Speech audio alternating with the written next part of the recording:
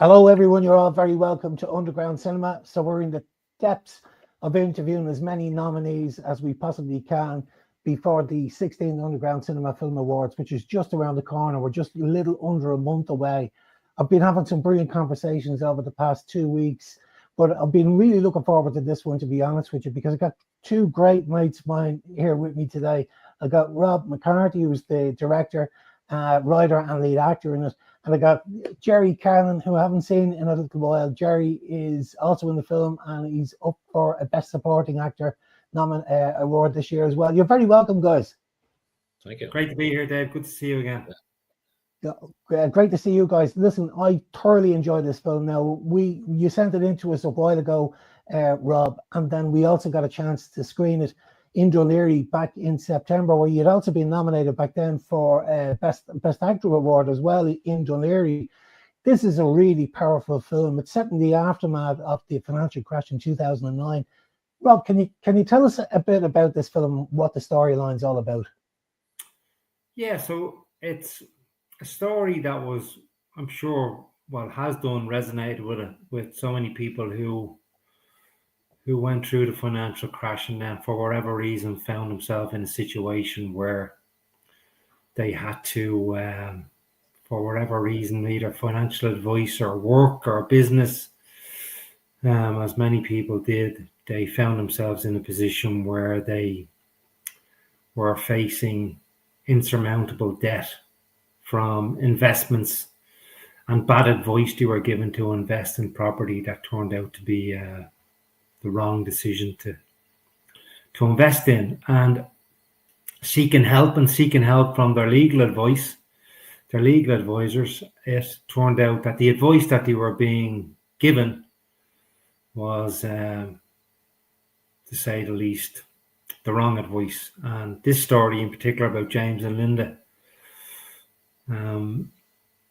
tells a story of something similar, and halfway through the film, then they figure out that the advice they're being given is the wrong advice, and the whole story kind of does a 180, and it turns out that the people who are being paid to represent them are actually in cahoots to do everything they can to take the property off them because of their own past indiscretions and their own mistakes that they've made.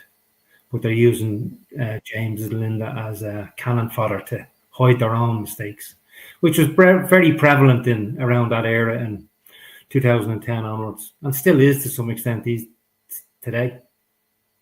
Yeah, I mentioned to Gerry a little bit earlier on. This is a hard watch for some people. I mean, the three of us have been around, for a while. We remember the crash really well. It sticks in the head. And you're right, Rob. To a certain extent, something like this could happen again. But I tell you one thing, and I think I know Gerry Cannon long enough for me to say this. I absolutely hated you in this, Gerry, and I mean absolutely despised you in it. And I'm talking about the character, as we all know. You did. Listen, your performance is superb, and it's worthy of a best supporting actor nomination. But you really, really got under my skin, Gerry. Just the way you played the part was absolutely super. When you got the script, this must have been something that said, "Oh, I can really get my teeth into this one." Yeah, well, funny enough, when Rob had already written it before I knew anything about it, as it were, and I think he could have been talking to Baz Black or someone, and the conversation, well, who's going to play this part? And both of them suddenly said me. So they obviously knew that I could be this.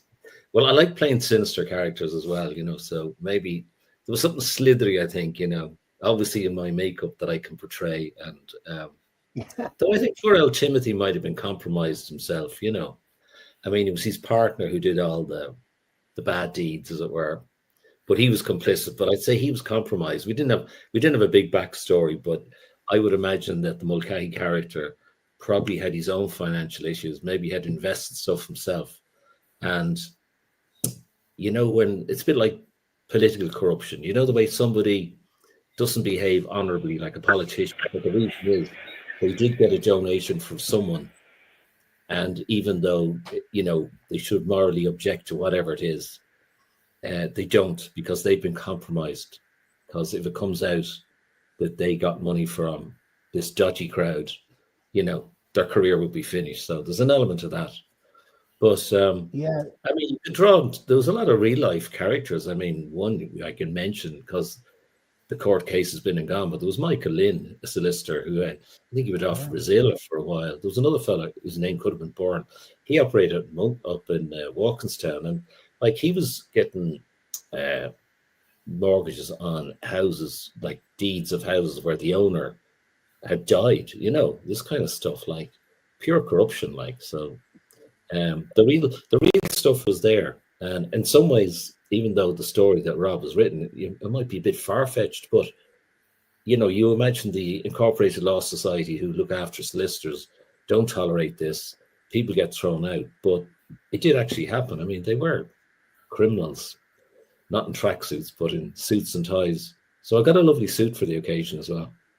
Thanks to Louis Copeland and Sons on Low Street Dave in there. Yeah. And Dave, as well as like I've been asked several times, is there much truth to the story? And I suppose there is. It's an amalgamation of a few different stories and anecdotes and fiction and non-fiction, and all put together to kind of come up with this story. And I definitely didn't set out to demonize the profession. That wasn't my intention whatsoever. But I definitely didn't want to glorify it either, because there is these people in professions all over the country who bad apples, if you like, and they bring the whole profession into disrepute for the good ones who are out there, and there's many good ones. So I definitely didn't want to demonize the profession, but I definitely didn't want to glorify it either, because I had the story to tell and it needed to be told. Because, as I said, many people have contacted me and told me they resonate with some parts of the story, and especially the dog, where one lady had told me that she was contacted during the crash, and she found herself in some financial difficulty, and she had to fill out one of these, financial forms that they give into these vulture funds. And she got a phone call about a month later and was told that if she got rid of her two dogs, she'd be able to put an extra 50-60 quid off her bills. And I just found that really resonated. That really stuck with me, that somebody would make that call and think it was okay to do that. And I just for me, something like that, like a story like that, would really show you how low some people can go. And that definitely was interesting. There's another scene in the film as well, Rob, where, look, I'm a dog lover, I'm sure you are, and a lot of people, it's the part of the family, your dog at home. And it got to the point where this guy had practically got to give up his own dog, to make ends meet, you're moving on to a new house to live, or a new location to live, but you can't keep the dog. Yeah. And he had to give up his dog. Yeah, it was. How difficult was that? Yeah, that the day we shot that, the emotion just came in that scene, because I tried to put myself in there as someone who has dogs in their family and absolutely loves dogs and is a dog lover.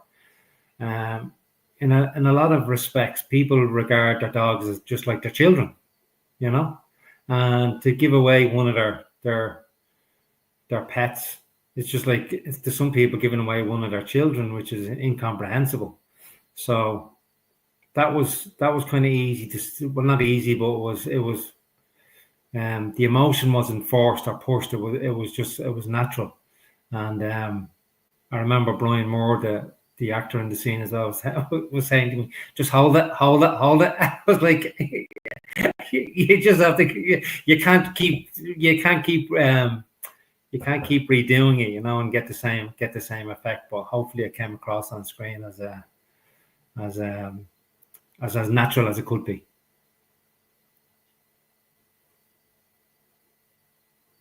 Yeah, it's a very poignant scene in the film. Now, Rob, this is your first time directing. It's not your first time working on productions. You've worked as an actor, you've worked as a producer on feature films as well. But it was your first time directing a short film. What were the challenges you faced when you were trying to make this one? Well, I kind of relied on the same old reliable, should I say, as we've worked with in the past. And that's just because when you're making something yourself, you don't have to, you'd love to. And I hate asking people to come on board. And, it'd be great to give them what they deserve in terms of a monetary return. But unfortunately, when you're guerrilla filmmaking and you're independent filmmakers, you rely on the generosity of the people you've worked with in the past to give their time and their craft to help you make this project. And when I contacted Gerry and Amy and Brian and Samantha to come on board and help me out with this, they were only too happy to give me a dig out. Which, I mean, Baz as well and Emma in editing, just great people who really kind of come and give you a dig out when you really need it, But the challenges, it was just doing the story justice, because I knew it was a tough topic, and I knew a lot of people would be looking at it. It would resonate with a lot of people. So I wanted to do that story. I wanted to do that particular story justice, in the sense that people would look at it and go, God, that's something like that happened to a friend of mine, or something like that happened to a pal of mine, or a family member, or whatever it was. So I think just doing it justice was the one that kind of was the part of the film that I wanted to get right, and hopefully I did.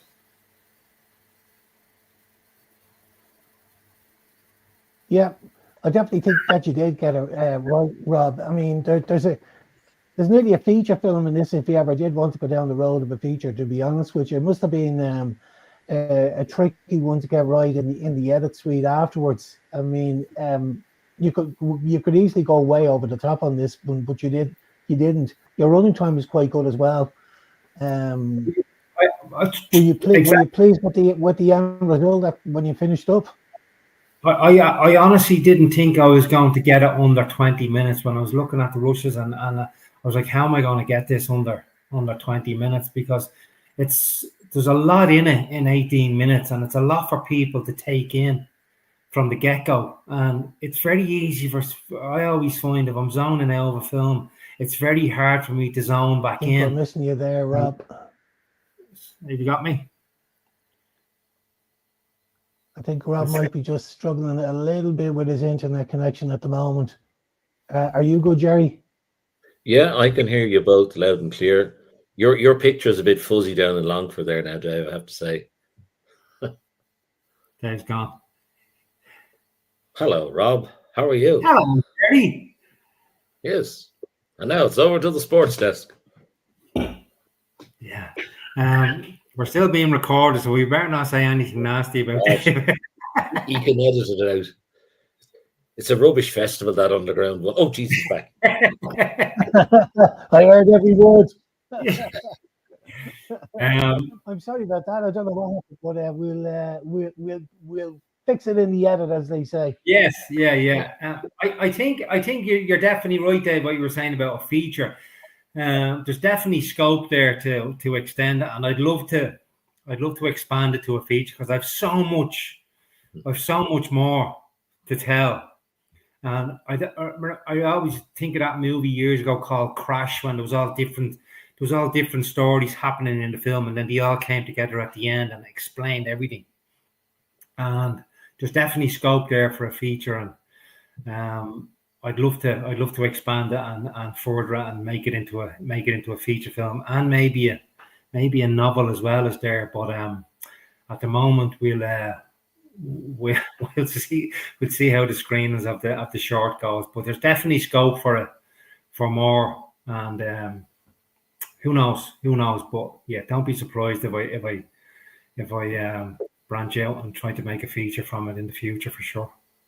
Yeah, because there are lots of elements in this film that are based on true incidents. I know you've wrote to me as well, Rob, to explain it a little bit more in detail. So yeah, no, you can definitely expand and elaborate on it more. How's it been going down at the festival circuit? I mean, I'm sure it's resonating with some people at some of the live screenings. Absolutely, and it's the general question I get asked a lot is there a lot of truth in it? I was recently at the Florian's Festival in the Dublin Festival a few weeks ago, and I came in a little bit late. I was late to the screening because of work, and I got in late, and I took my seat very quickly. First seat that I could see in the cinema, and there was a gentleman behind me, and of course he didn't know how I had directed the film. And at the end of the film, I heard him saying, "God, I'd love to ask the director, is there much truth in that?" Not knowing that I was sitting in front of him, So it seems to be the general question from a lot of people is that they're interested in the story, and they're interested is the truth in it, and maybe they're interested in an extended version, and as you said, an extended in a feature film. Yeah, I mean, I think the storyline is touching up a lot of people. I mean, I'm sure most of us know somebody that have been affected by the crash. Look, we were all affected by the crash, to be honest with you. Wages changed, taxes went up, URC charges were implemented. We all had to pay the piper as a result of something that we weren't responsible for at all.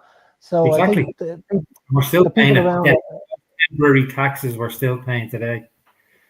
We're still paying today, and that USC charge was supposed to be got rid of a long time ago, and we're still all paying it, to be honest with you, at the moment. So it's a tax that I absolutely despise, to be honest with you. I shouldn't be paying it at all. But look, it is what it is. I suppose it's also a cautionary tale as well, Rob, to be honest with you as well, when you're watching it and what's going on now at the moment with the housing crisis now at the moment. And it is to me a cautionary tale, a warning behind this film as well, that this could happen again. We can't be complacent. Definitely. I think it could happen again, as the old saying goes about repeating history. History not learned is history repeated. So there's definitely a chance it could happen. I think there's a lot more people out there now wary of the advice they get off certain individuals perceived to be the pillars of the community. You think about it as well, Gerry. We're all getting a little bit older, so we're all coming close to retirement. And the most important thing for you is your pension as you get older. And you have to be so careful when it comes to investing money. You can imagine. You remember the Aircom shares and what happened there to a lot of people. Remember, so a lot of people lost an awful lot of money. So you have to be so careful when it comes to investing. And I certainly, when I was watching the film as well, I was thinking, God Almighty, imagine making the wrong investment. When it comes to thinking about your retirement. Yeah. I'm sure you did think about that as well, Gerry. Yeah, well, Rob paid me in Anglo-Irish bank shares, a big envelope full of them, but no one else them.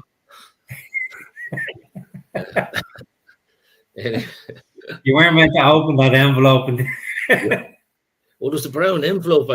Mulcahy's used to getting brown envelopes. That's his modus operandi, I think the best, one of my favorite lines in the film was actually from Samantha, who in the first scene with myself, Gerry, and Samantha, and we actually filmed. That was the first scene that we shot on the day, so it was we shot that scene of the three of us, and then of course with myself and Gerry in the final scene, we shot that obviously in unison straight after one of the other. So it was it was hard to kind of get straight into it on the first day on the Sunday. But when I seen the edit and I seen Samantha, and one of my favorite lines is when Gerry goes, "Well, it's not me, it's the banks," and Linda says, "Yeah, we all know how they got bailed out, don't we?" And it just came across so well, and in a way, it summed up that whole scene, because people are looking at these big pillars of society getting bailed out by the taxpayer, but yeah.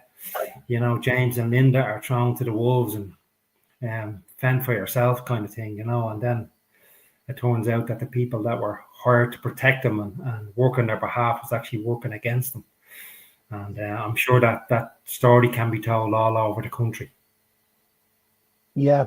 I think I think it'll resonate not just in Ireland. I think it's it's a story that's the same right the way across the world. Various different countries have something similar. I mean, the UK have gone through a rough time now at the moment as well. But no, it's a great storyline. So what's next, Rob? What are you up to now at the moment? I have two projects I've started on one, and then another one is it sounds kind of a little bit more hard work than this. It's a short film with no dialogue, so it's based around addiction and it's no dialogue. So it's going to be very hard for me to intimate the scenes without dialogue and getting that message across in the scenes. So it's still a work in progress. I have it down. It's going to be about 7 minutes or 8 minutes long. There's not going to be any dogs or 5 or 6 locations this time. So it should be a little bit easier logistically. And then the second one, a buddy of mine who I'm very proud of has come through addiction over the past few years, and he's an inspiration to everyone he works with, meets, and lives his life now. And it's culminating in an Ironman next year that we've signed up to do. So that'll be kind of my first kind of foray into kind of documentary filmmaking. So that's kind of on the horizon as well next year. So it's more about him than me, of course. It's his story, but I want to tell it because I think it deserves to be told. And it deserves to be told because somebody who has turned their whole life around and done a completely 180 from where he was 3, 4, 5 years ago to where he is today. It should give inspiration to people out there who are in similar circumstances and feel that there's no future. That looking at what my pal Dara has done with his life should be an inspiration to those that they can also turn their life around. Sounds great. I have to say, I love those films where there's actually no dialogue at all, and they look amazing. And we've had a couple of them in over the years. I must send you a couple of links and you can take a look at them. One of them has actually been nominated for the Best Film Award this year. Is Wrecker, Martina McGlynn's film. There's no dialogue in it, but it's absolutely stunning. Yeah, brilliant film. Yeah, I just had one of this kind of eureka moment back in a few months back, and I was redrafting and I was drafting the dialogue and I was ripping up because it's a very hard kind of topic to write about if you haven't kind of experienced yourself. So you have to get it right. And then I just kind of woke up one morning and I just had this eureka moment that there's actually no dialogue in this film. So I'm just kind of trying to work it that I get the viewer connected very, very quickly and they stay in for the 7 or 8 minutes, But I really want to do it justice because it's such a topic that you have to get right, Brilliant. Gerry, you've been doing a lot of theatre this year. We were chatting earlier on. Have you got anything in the pipeline now at the moment, either theatre or on screen? Well, speaking of theatre, I know sometime, probably in November, we'll start to rehearse. Zorini Myler, who's a theatre maker and filmmaker herself, based down in Tipperary. I was down at the Triskel Arts Centre with her for 2 days, so we did a rehearsed reading, which was filmed, so that she's going to apply for more funding. So she's the main character, and then I play all the other characters, including nosy neighbours and her mother and the nurse and all sorts of characters. So I love the idea of that. So Daci's threatened to give me a part in his next feature film, The Giant of Glass in Evans Cemetery. Stephen and Mick, how are you keeping? Yeah, I'm still here. Other than that, no, nothing definite. Like Rob, we spend, I'd say, at least every fortnight at the most, or at the least, throwing out self-tapes that just go into the ether. The ether you hear. This role has now been cast. Yeah. But that's it. It's I'll tell you a funny, just a quick one, Dave. You asked me there a few minutes ago about how was the festival's been received, and I won't name the festival obviously, but there was one recently that we got declined for, and it's fine, you know. You don't get it. That's just part of it. It's like applying for as actors applying for roles. You're not going to get every role, and that's fine. And then about a week later, I get a message off of a pal of mine says, "Did you get into such and such?" I says, "Oh, no." And he goes, "That probably has something got to do with the fact that its main sponsor is a firm of solicitors." I think that'd be a good film. Mulcahy Goes to Mexico. I think, yeah. I think the leg it off. The sequel. Yeah. Fantastic. Well, look, guys, thanks a million for joining me today. I know we had a few gremlins there, but I think they settled down there. As I said, I think it's a super film, Rob. You've been nominated for a Rising Star Award, which is fantastic. You know, to get that nod. It's for a first-time director as well. It's a great compliment to get recognition. You know, for the work that you've done, and I can't wait to see what you're going to have in store for us the next time around. Gerry, as always, it's great to have a chat with you. You're a great supporter of underground cinema over the years. You've been down with us for an awful lot of the festivals over the years and the award ceremony. I always enjoy your performances. I thought this one was super though. As I said, I hated you from start to finish, but that's a really, really good sign, I think. And I love you as an actor. You're so diverse. You can play so many different roles. And I would have loved to see you play Stan Laurel down in the Whale. He's a hero of mine. He's one of the comedy geniuses. I know an awful lot about Stan Laurel and Albert Hardy. And if you're ever reviving that play, Gerry, do let me know, and I'll try and get to see it. Good stuff. And Dave, I just want to say thanks to you and everything you do for independent filmmaking. You've been a stalwart for us over many years, and your festival keeps getting bigger and better every year, and we look forward to attending and seeing you in the future. Thanks very much, Rob. Thanks a million, Gerry. You're both great guys, and the brown envelope's on its way to you a little bit later on today. Thank you so much. Take care. God bless. Good to talk. Okay. Good luck. Take care.